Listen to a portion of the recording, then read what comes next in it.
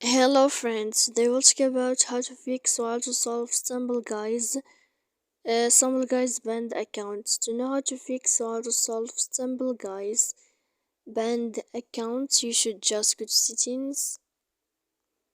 Then this page you click apps, default apps, app settings. Here in this list you will search about this window of Stumble Guys. Then you will enter the first stop and you will click OK. Here we go to click storage. After that we click clear cache, and in the end of all these steps then you can turn off your phone and you will wait 3 seconds, then you can turn on your phone again. So please don't forget to support us by like and subscribe. See you next time in another video, and thank you for your attention and your watching.